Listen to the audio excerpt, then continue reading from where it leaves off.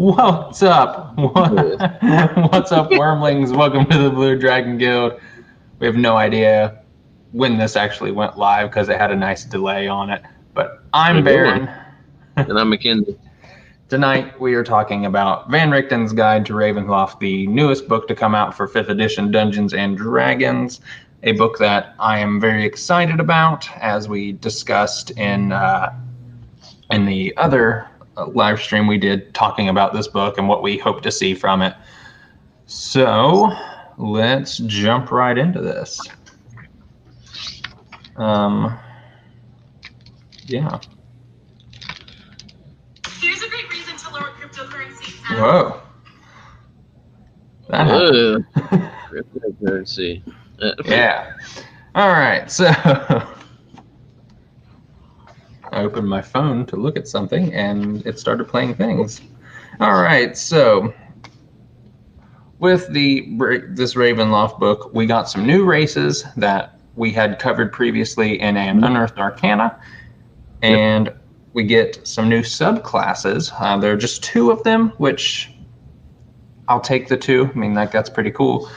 And we got some new backgrounds, and we got something called the Dark Gifts, which we will go over for a little bit. It's pretty standard now that they're putting like 2 of the subclasses in most of the books. Just like, the one had like Echo Knight and then 2 Wizard ones or something, or 2 Bard. It's like I think for these books that where they're the campaign setting, I think they are putting in just a few in there to help get it set in the theme. My mind went blank. Sorry, my camera's off a little bit. I apologize. There we go. So in chapter 1, we've got how to use this book, how to use horror in your game. They give you 7 secrets of Ravenloft, which were pretty interesting. I did like that a lot. Yeah, I like those too. Especially if you've never played a game in Ravenloft, if you never played Curse of Strahd or any of the old Ravenloft stuff from previous editions, reading through those is going to be really, really smart, really good. It'll help get everything. It'll help get your mind ready to run a game in Ravenloft. I think one of all of our favorite things was the Bagman. Yes, that was incredible. They don't give that in just a bit. So the big thing in Ravenloft is all the different domains, and the leaders, owners of those domains are called the Dark Lords. There's a nice section on all of the domains. We'll go over a few of those. And the Dark Lords are cool. But what we are going to look at now is the character creation chapter 1.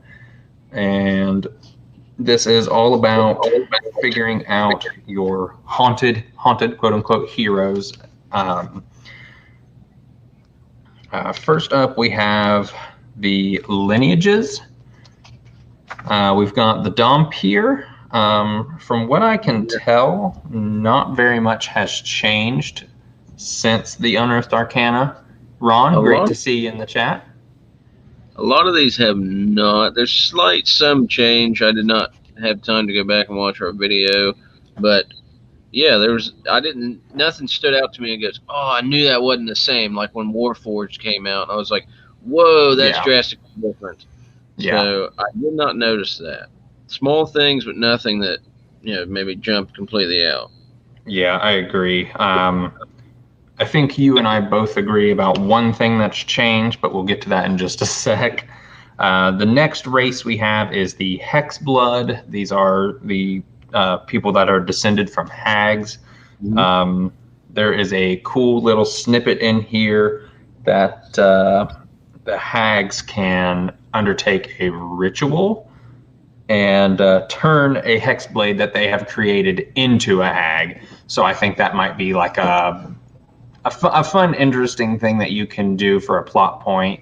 It's like, oh, we have to stop this hag, or our friend Charles, the Hexblood, is going to be turned into a hag, and we don't want that. We gotta stop it.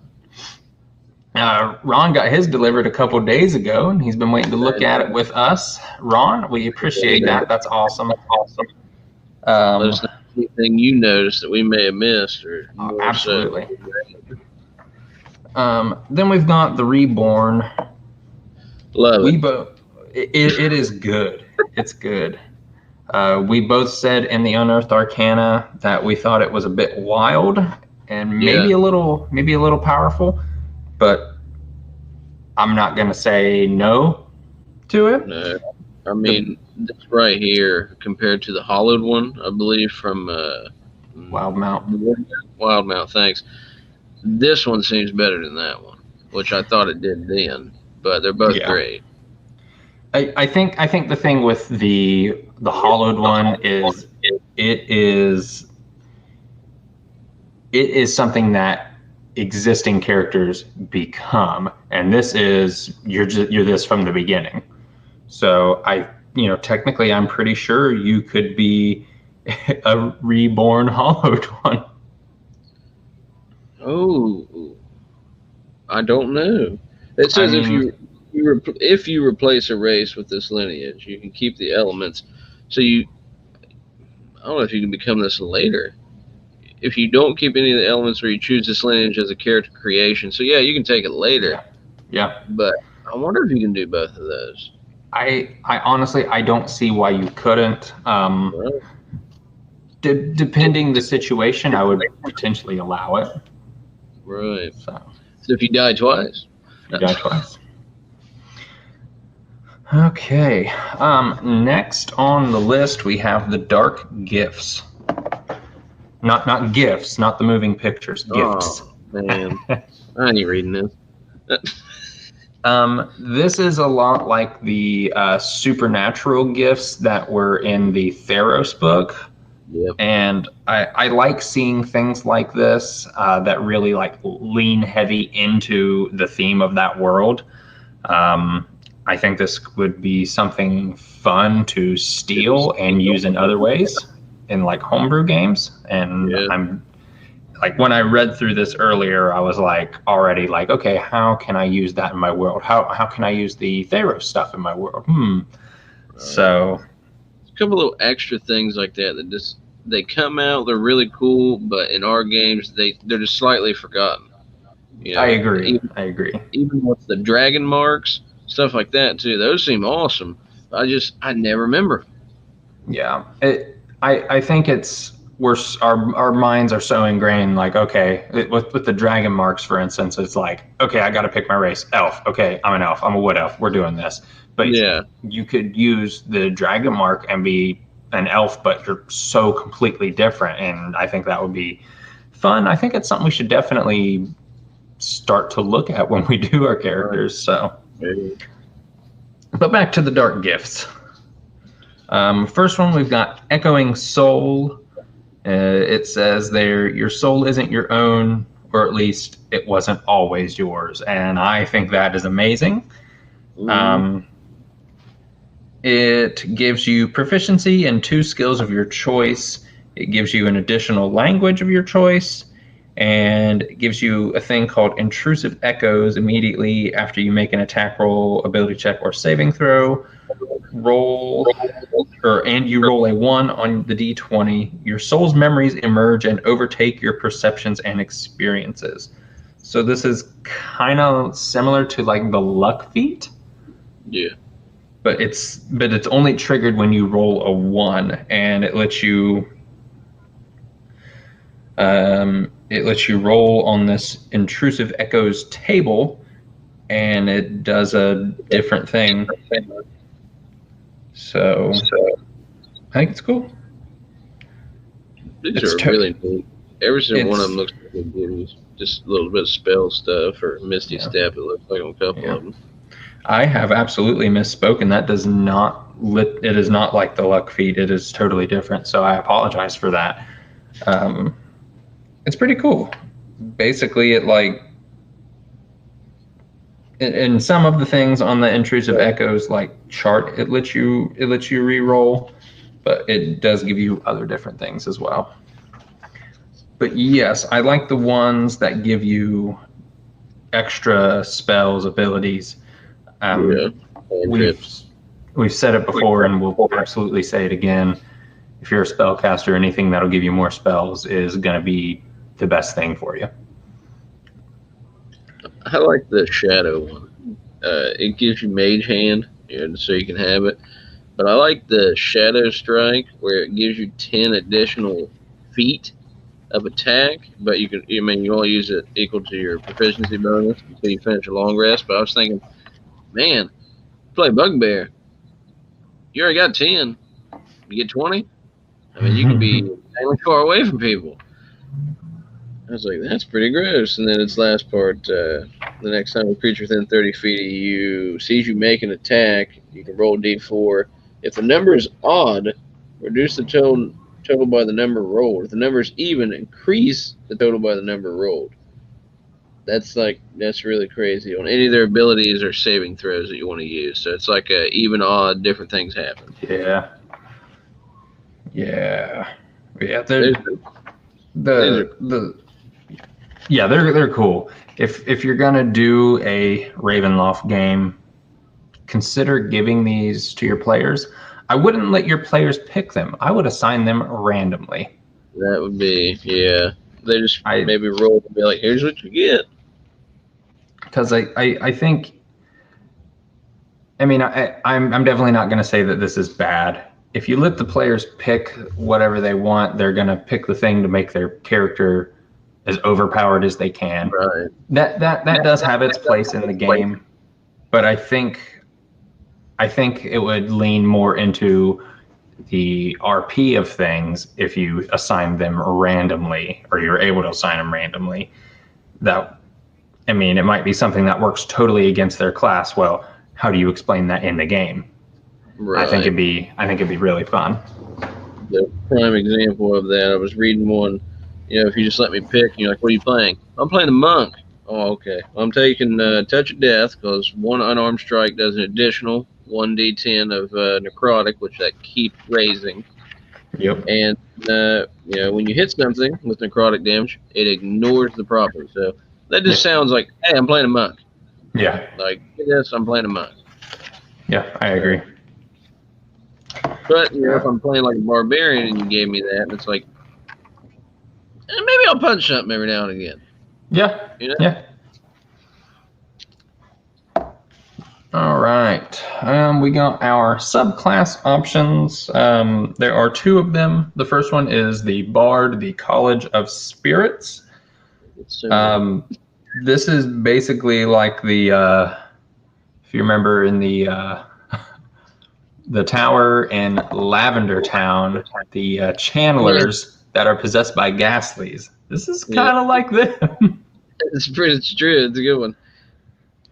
Let's see. At third level, you get the guidance cantrip, and it doesn't count against the number of bard cantrips you know. And for you, it has a range of 60 feet when you cast it. That's gross. That is definitely gross. I'm pretty sure it's normally a touch, if I'm not mistaken. Could be mistaken. I'm pretty sure it's normally touch. So, give me 60 feet is ridiculous.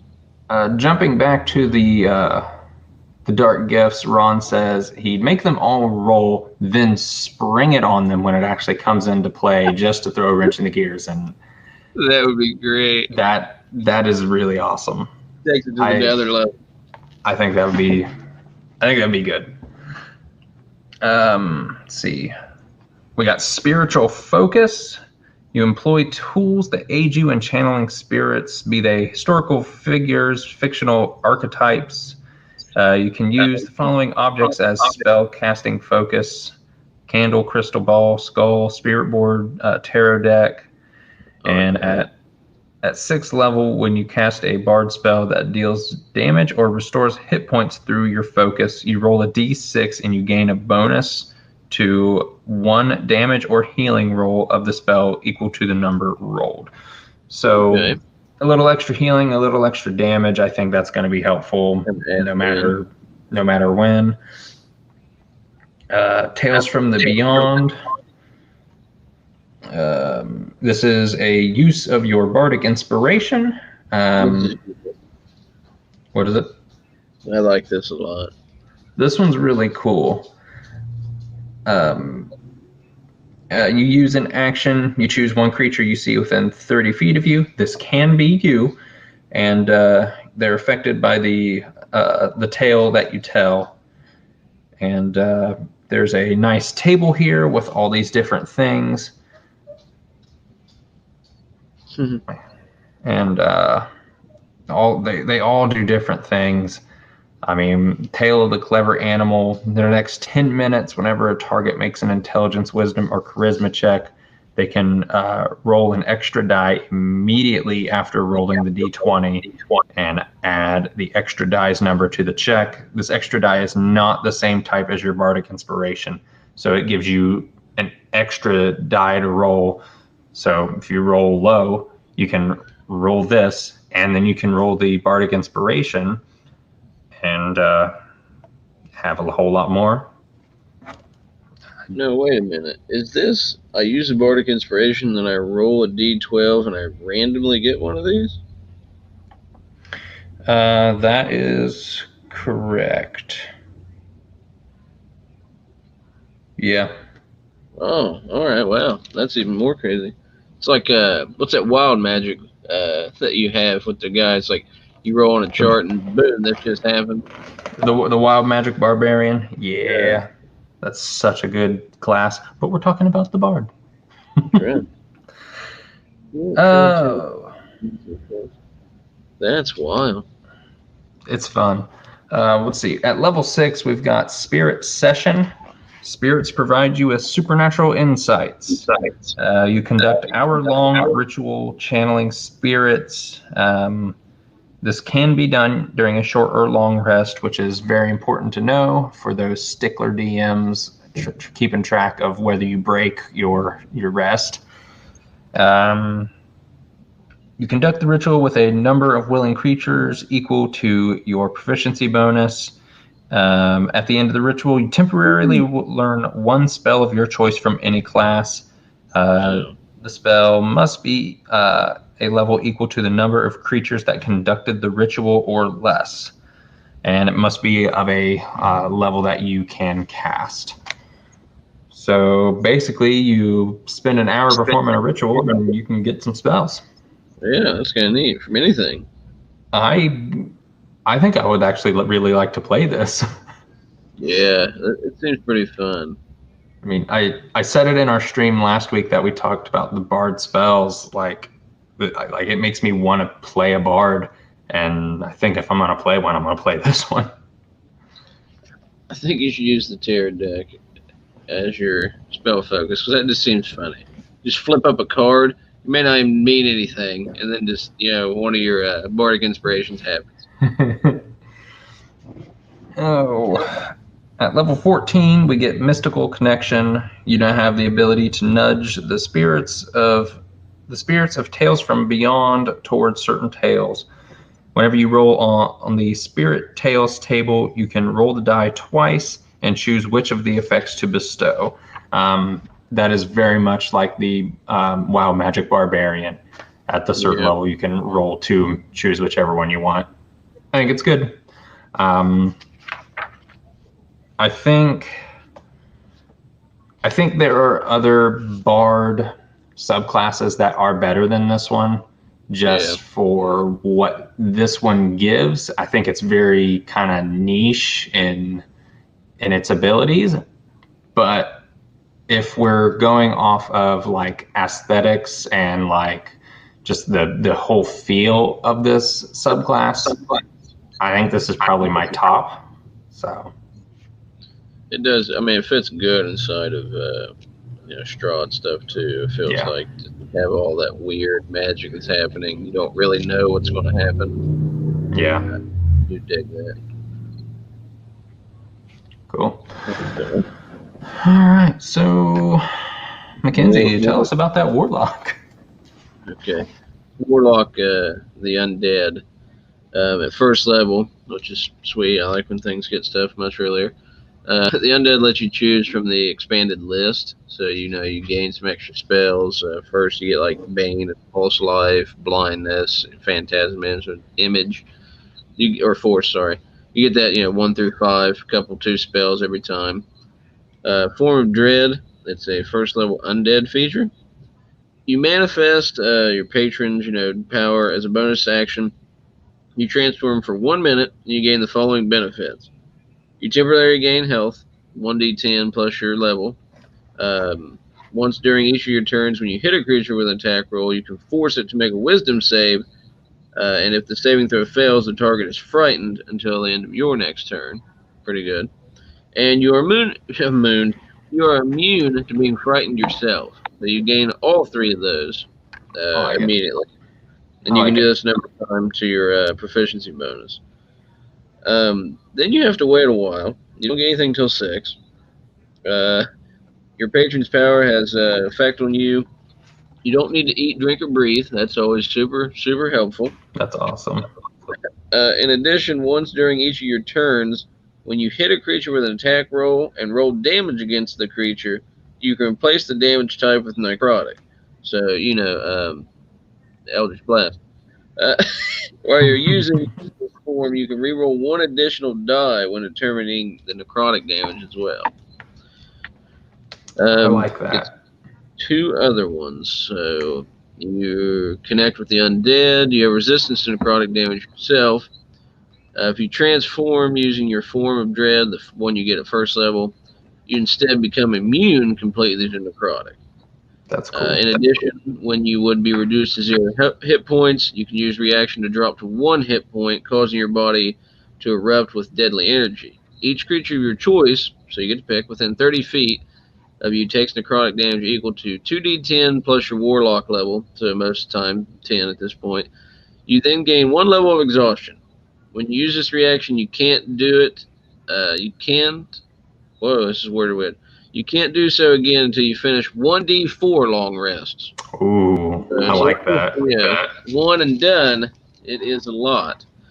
Yeah. Or it could just be 1. But I do like that. You just kind of drop. Everything takes damage around you to kind of, hey, let me hopefully get something out of my way or reset. Yeah. Get going. The last one, Spirit Projection. Level 14. Your spirit becomes a physical form. Basically, goes out as a action. You can project your spirit from your body. The body you leave behind is unconscious and in the state of suspended animation. Any damage or effect that applies to your spirit or physical body affects the other. Your spirit can remain outside your body for 1 hour. When your projection ends, your spirit returns to your body, or your body automatically transports to a spirit space of your choice. This is the one we talked about when it first came out. I was like, this is just disgustingly messed up. Yeah. Your spirit and body gain resistance to bludgeoning, piercing, and slashing, so you're not going to take very much anyway. When you cast a spell of a conjuration or necromancy school, the spell doesn't require verbal or somatic, and that does not have to use gold. So that's crazy. You have a fly speed equal to your walking speed, and you can move through creatures and objects if they're difficult terrain, but you do take some force damage if you end your turn inside a creature and object. And while you're using this with your first form, yes, thank you. Once during each of your turns, when you deal necrotic damage to a creature, you end up regaining half the amount of that necrotic damage that was dealt. Use this feature once, can't use it again until you finish a long rest. That was just gnarly. And that's 14.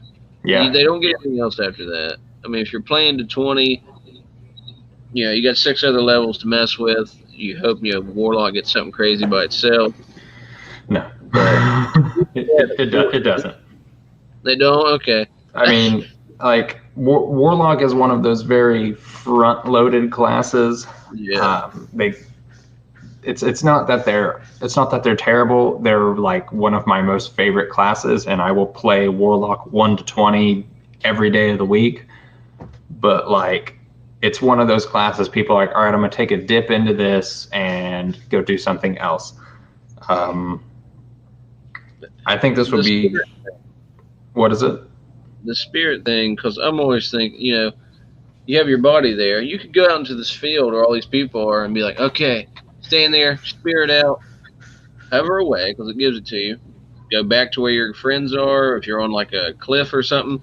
Then just go, all right, I'm going to end this. That body's going to disappear, and I'm up here again. And nothing happened. They might be fighting that guy down there doing nothing, and you guys are just shooting him from the top. Yeah. I mean, 14 just seems early to be able to do that. I don't know what an Echo Knight can do that weird stuff like that. Well, but 14 is, I mean, I wouldn't have been mad if this was level 16. I'd been like, no, okay. Well, you got to think you can only do this once between long rests. So it's one of those, you got to use it smart kind of things. Oh, I got it for you later. Talking about the reborn? I got you a way to do this about 6-7 times a day. Yeah. How? Rest for 4 hours. 4 times 6. You can only benefit from 1 long rest per day's time. So no. Oh, that's stupid. Yeah, that's the rule on that. Ron makes a excellent point. You don't need to eat, drink, or breathe. Imagine being taken hostage and having that in your back pocket. Nice. I agree. My mind wants to pair this with the aspect of the moon invocation that you can get where you don't need to sleep. So then you just I exist. Yeah, let's go. That would be insane. I love it. So yeah. I like that one a lot. That one's really good. The all of the recent Warlock subclasses that they've put out have been really good. Like the Noble Genie and the underwater one from Tasha's. I don't remember what it's specifically called. I don't know what that one was, but that was really good too. Chris and I were both really hype about the Genie one, and then I read the other one in Tasha's, and I think that one is better than the Genie, just when it comes to the words have left my brain. Just when it comes to things you can do on your turn, I mean, like that one gives you use of your bonus action that isn't like casting a spell. So I think that's really good. This one I think is wonderful. I would absolutely use it in any game. I think if you read through all this stuff, and I think you should take a look at the Castlevania anime that's on Netflix. There's a couple characters in that really kind of fit this theme, and I think they would be kind of fun characters to kind of model after if you want, but they're pretty cool. Next we've got the backgrounds.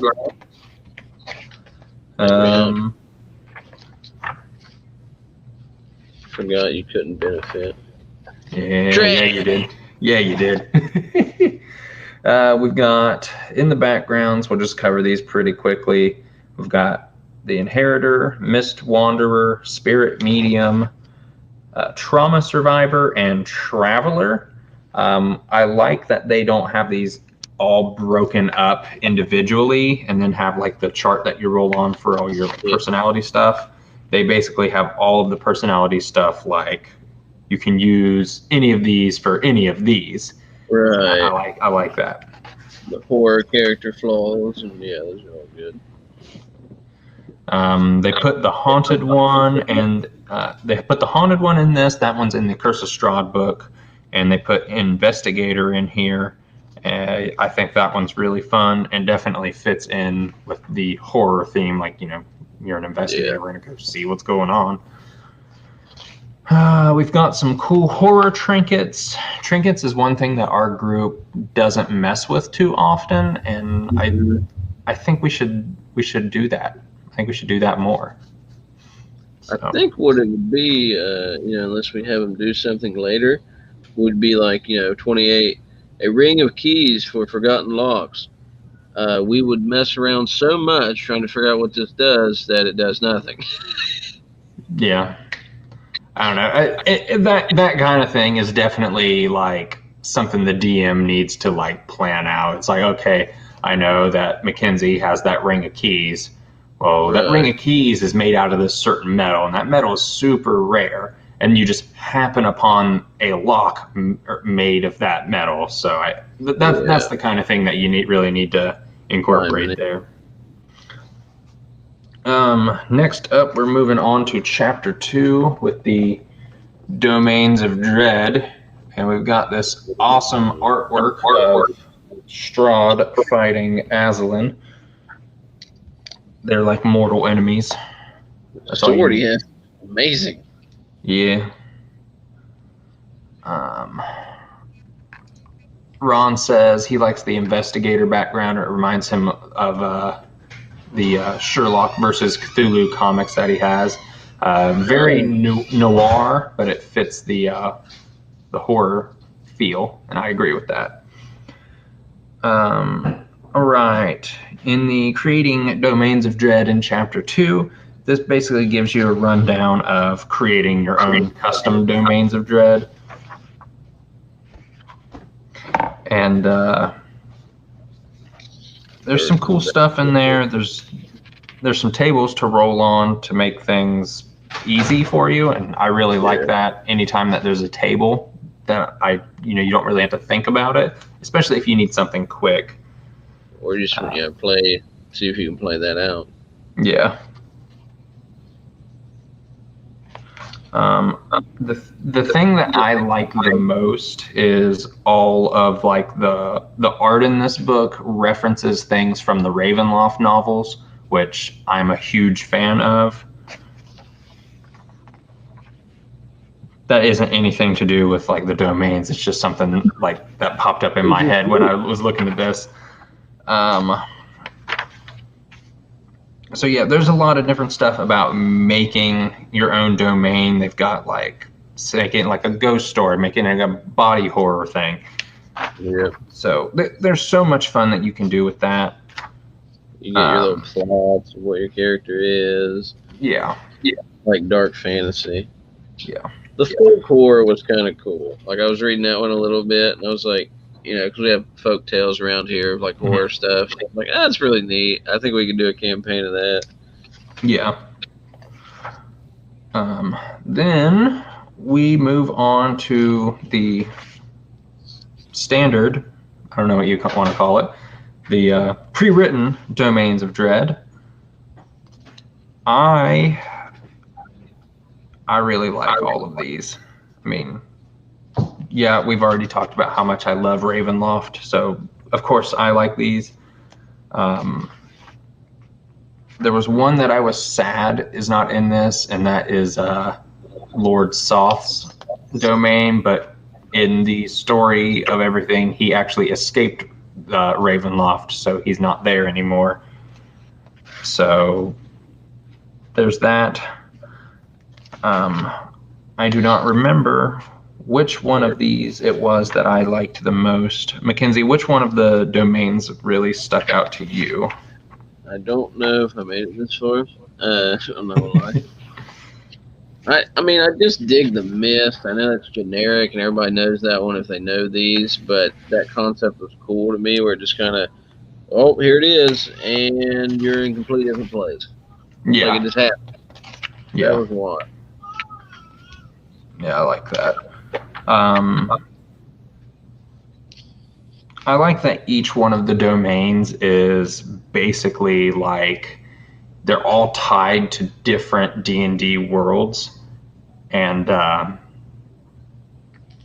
like there's like a place from Eberron in here. I don't remember which one it is, but this one I'm looking at now, it's Har Akir, and it's basically like an Egyptian themed domain of dread. It's in the desert. There's mummies, and when you think horror, most people, I mean, when you think horror D&D, I'm pretty sure most people don't think like, oh, we're going to ancient Egypt, we're going to have mummies.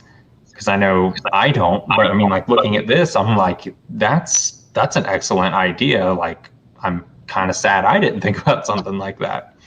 The carnival too. Yeah. I did see about that. I forgot that was in here because I mean, these would be super little fun to play. Yeah. Stories. But yeah, the carnival seems interesting because some people are scared of clowns, stuff like that. So you can play that part into it. Yeah. Playing a Ravenloft game, like you definitely want to sit down with everybody and be like, all right, in real life, what scares you? So it may not be, oh, my character's terrified of this. It's my player is terrified of this, but their character is not. So now they have to role play through their own personal fears. Yeah. That might be mean. I don't know. I think it had something like that in the beginning of the book, which is funny. I think it actually talks about opposite, where it's like, well, make sure you're not messing I think it says like content warning or something warning in the very beginning.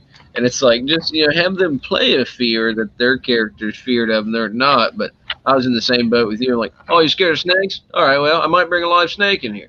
So, I ain't playing in those live snake games. I know you are not playing with a live snake. Don't give me that. Snakes don't bother me. Spiders do. Yeah. I will put a disclaimer to that. Don't do that if you don't know your players very well. Only do it if you're very close friends. Right. So. Don't bring a bunch of mice and let them go. I quit. Oh man. But there are a ton of the domains in here. I mean, we're just kind of like, I think, just flipping through them at this point. It's just that there's so much information in this book to go through, and like we could go through it all, but we'd be here for about 3 hours, and we just don't have that kind of time. Role playing the certain people, the domain's cool. What is this one? The forest. Every month on the night of new moon, zombies appear. Yeah, zombies, cool, scary. Yeah. Adventures there when creating zombie encounters. Encounter chapter 5. We've got some ghouls and stuff. It's like you just kind of go there and you roll on this adventure. A pack of zombie animals, wolves, ravens. It's like, they're very. What is this? Just a very small couple campaign encounters inside of this area? Yeah. They leave it open to where you can make your own story in there, but they give a nice like lead into it, which I like. Ron says, I think forcing the player to fight their fears also forces them to get into the role play more deeply if their character doesn't have the same fear as them. I agree with that. I mean, that was kind of like my thought process there. Yeah. And Ron, thank you for putting that into good formed words. Chapter 4, we have a nice chapter about running horror adventures. Mackenzie and I were talking about this earlier. There's a wide array of people playing D&D. And there's a lot of younger players who may not have like the mental building blocks for running a horror themed game. So this chapter is definitely like geared towards those people who just aren't used to that, never really done that kind of thing before. When we were talking earlier, Mackenzie was like, "Oh, I don't need that chapter," and I was like, "But the chapter's not for you." I was like, do people really need this? Like, do they not know what fear is? And I'm thinking, well, maybe the kids, they don't, they shouldn't, that'd be better. But it's just, I was like, oh, I don't need that. I was so excited when Icewind Dale had all the horror stuff. I wish this was out slightly before it. It would have helped a lot. Yeah. A little further into chapter 4, we have a adventure called the House of Lament. It is a adventure meant for a party of 4 to 6 first-level characters, and they'll advance to 3rd level by the adventure's conclusion. And this adventure serves as a springboard into the domains of dread, should you wish to take your campaign into those haunted lands. Ron says younger players may not be as twisted as we are. That is very true, Ron. Very true. Oh, man. Let's see. After we go through the adventure here, we get to the part that both Mackenzie and I wish was longer. And that is Chapter 5, The Monsters of Ravenloft. Yeah. Could have had so many. I wish that there were more of these. I wish there were more monsters, but I mean, I understand why there's not. There's already plenty of books out there with good monsters in them, but I love my D&D monsters, so I wanted more. Give me another 480 pages of just monsters. I'll send you some links to some books to buy. K-Wood Publishing. Yeah, I know. I do like the survivor trait thing. That was pretty cool. I was reading that a little bit. Yeah. So you can get like people that survive different stories, and it's like, oh, okay, they have this ability because they're the survivor. I was like, that's kind of cool. And then they have Survivor Girl at the end, which is funny. Yeah.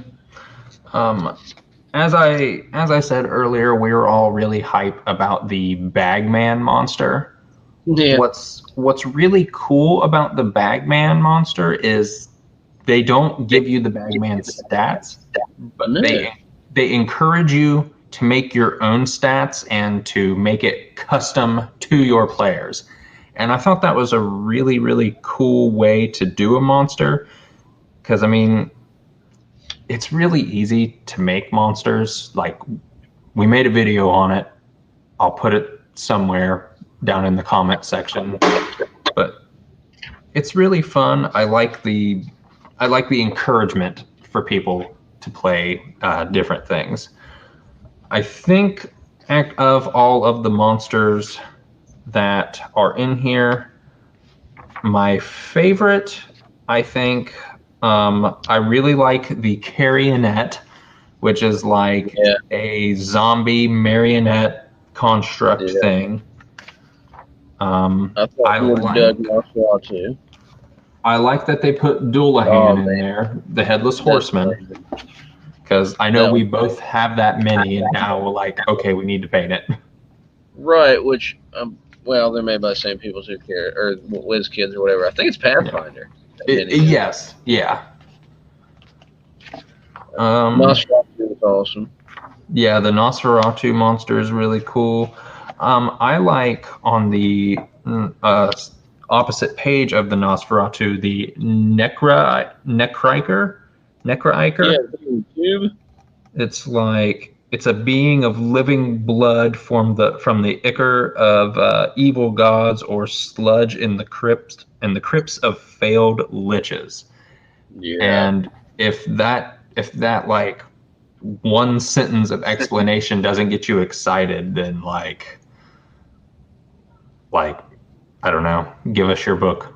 You don't need it. No, I'm kidding.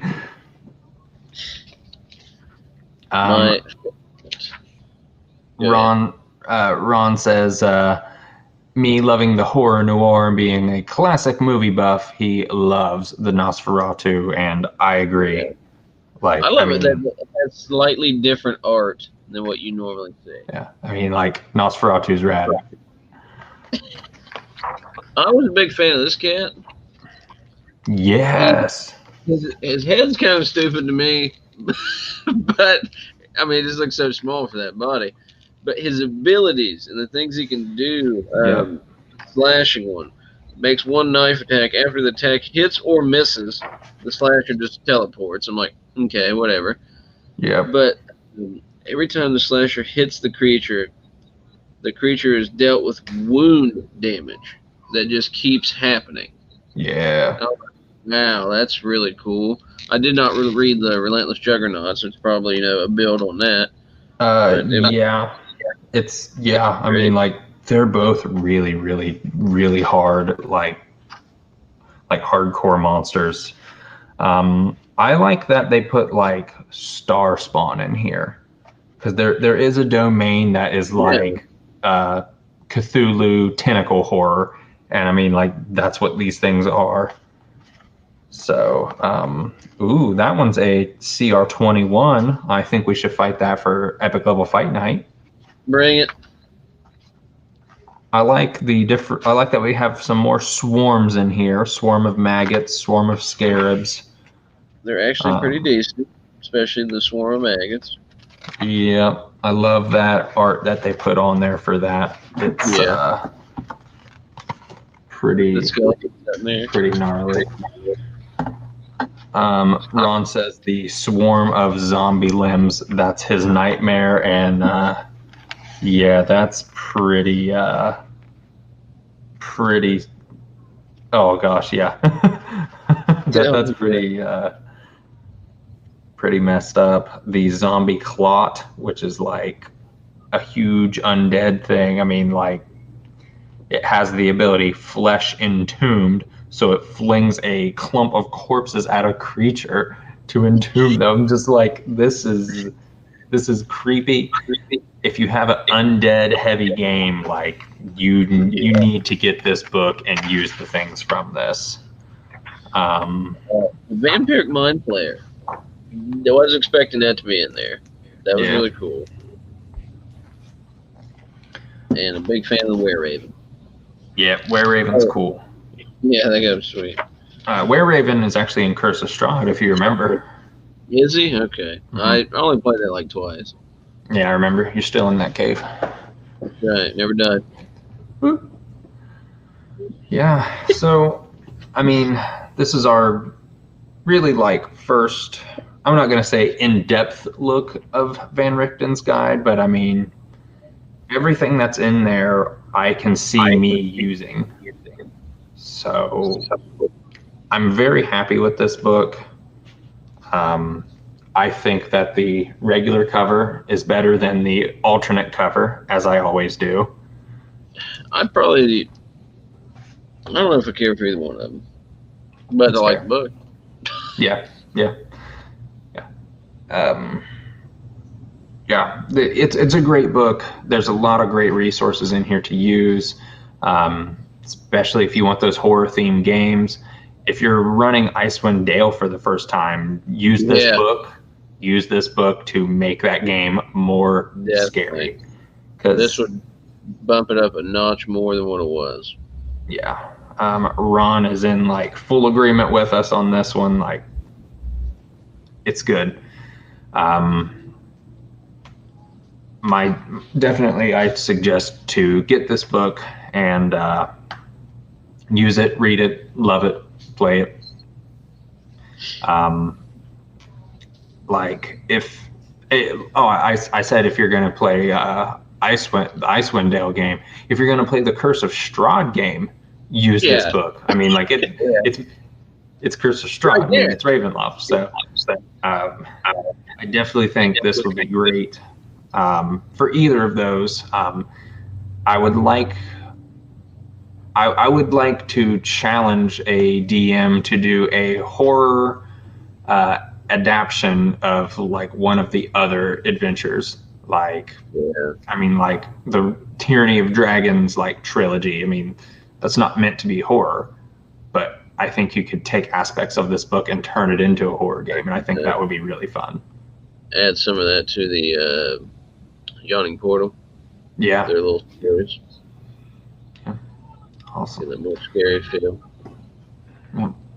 Well, this is our discussion, first look at Van Richten's Guide to Ravenloft. If this is something that you are wanting to get, something that you're interested in, I will put a link to it down in the description of this video once it processes through and everything. Great book. There's a whole lot you can do with it. So go out, get it, scare your players. It's going to be a scary time in July. In July. Really, it's like Awesome. Well, thank you, everybody who watched us tonight. We greatly appreciate the support. If you're watching this on the replay and you are not subscribed, hit that subscribe button. We do release videos every week. And until next time, keep the dice rolling.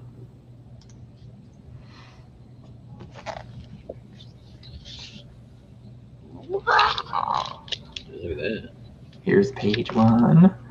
I think we're still going.